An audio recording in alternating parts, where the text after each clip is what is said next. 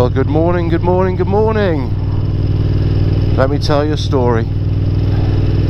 So Debbie wakes up, shoves kids in the car, drives them off to school. She has to drive them to school because school's more than 200 yards away from the house, and she's still in her pyjamas. She gets there, chucks them out, looks down and notices that the £5 worth of fuel that she put in 2 weeks ago is gone. She complains about the fuel economy on her current car, but she angrily drives off to the nearest fuel station, the only fuel station she ever uses.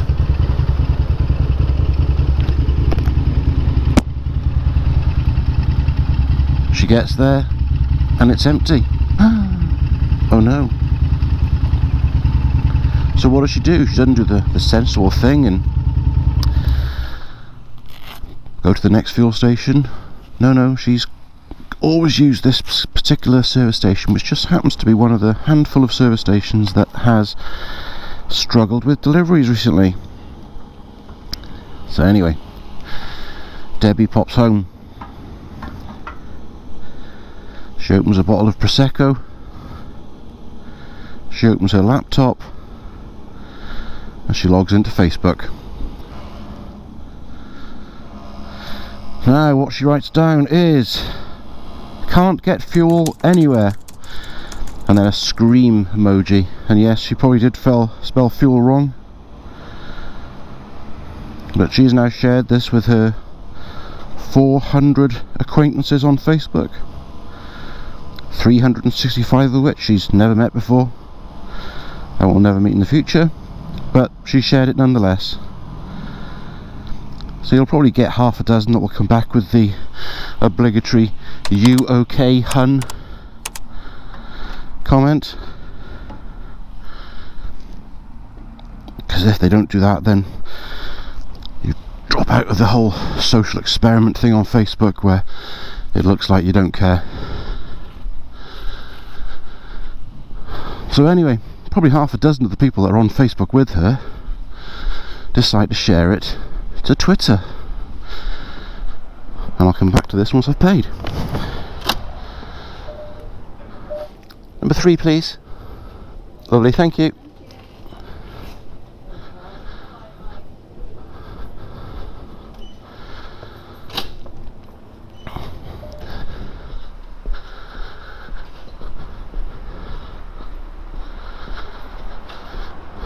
Right, so like I say, they've shared it to Twitter. And what they've done is the most important of all things, which is use quality hashtags. They've thrown in fuel shortage, climate change, and the one that's popping around at the moment, which is Insulate Britain. Now, the thing about Twitter is everyone loves a share, and of course with those hashtags attached to it, it's going to get shared a lot. So all of a sudden now, this innocent post by Debbie on Facebook, because she's too lazy to go on to the next fuel station, has turned into a Twitter meltdown. You've got all the climate change activists retweeting it, and it's right out there. Right, so the next place we go is the BBC news station. Now, things are getting a little bit tight for decent news headlines at the BBC currently. Brexit's over, we've beaten COVID, the Taliban have gone quiet, and all the 1970s BBC DJ paedophiles are either dead or in prison. So what one of them does is he starts searching on Google for decent news stories that he can possibly fill a moment of airtime with. Searches Insulate Britain, finds this post and finds that, oh my god, someone in London couldn't get fuel. Now the reason she couldn't get fuel is quite simple. It's either through holidays, sickness, or the fact that many of our delivery drivers and HGV drivers have had to move back to Romania. But this is it, so he's got it. He jumps up, he runs into the editor's office and shouts, "Oi, governor, I've got a cracking story, I have. Hold the front page." Well done, son. Here, run out into the streets and let everyone know. And here's a sixpence to buy a turkey.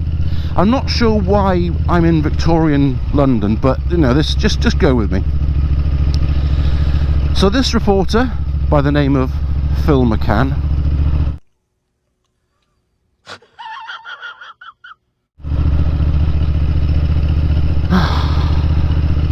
toddles off to his nearest fuel station, where there is now no shortage. However, they've closed the forecourt off because people will do whatever they're asked to do when the BBC comes asking. We know that from teenage girls in the 70s.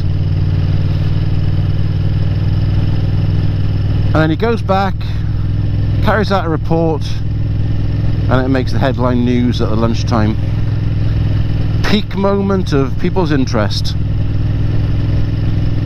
So all of a sudden everyone sees this thinking, crikey, there's no fuel. Or they've become Australian, of course. They then all go out and fill up as quickly as they can, draining the tanks of all the fuel stations that don't have any shortage, don't have any delivery problems. But now the people that go out that evening or the next day will go to stations that are still waiting for their regular delivery, but the tanks have been cleared out, so there actually is a fuel shortage.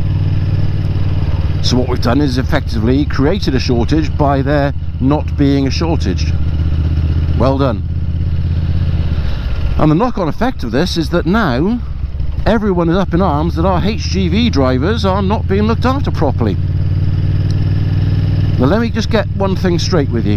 HGV drivers are paid an awful lot of money anyway, always have been and always will be. They're paid an awful lot more than any nurses in the NHS will see.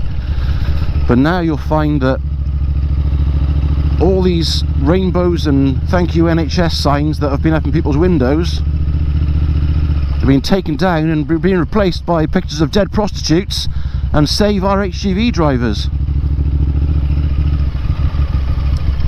So the moral of the story is Facebook can create a lot more harm than it can good, and if you like this video you can share it on any social media platform you want. And I don't ask very often, but if you don't already, it'd be great if you could subscribe to my channel if you enjoyed the video. But anyway, stay safe, have fun, and I'll catch you on the flip side.